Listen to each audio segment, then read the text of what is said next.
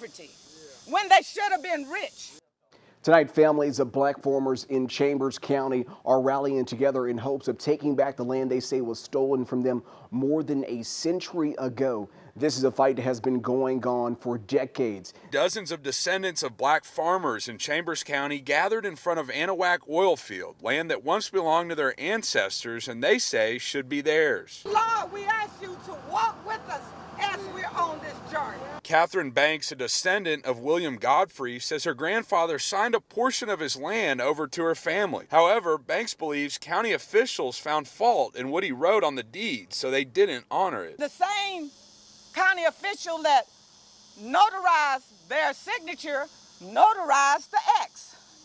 And this was sold to people who they didn't even know. The problem is that X meant Godfrey couldn't read or write. For the past few decades, the families have pored over records at the Texas General Land Office, the records showing Godfrey could in fact read and write. They claim they were robbed of not only their land, but also the wealth that would come with it, as it produced over 1 million barrels of oil and even more natural gas. These families out here have oil leases where they proceeds supposed to be 1/8 of the royalties coming off the land, but no one have received 1 penny. They could have struck it rich. Instead, they claim they were forced off the land and many of their ancestors have died in poverty as a result. Other people reap the benefits from these descendants' families that were forced off property because it had precious minerals. Banks, who worked on Godfrey's field for 20 years, says she'll continue fighting for justice along with the other families. Think about it. How would you like to work something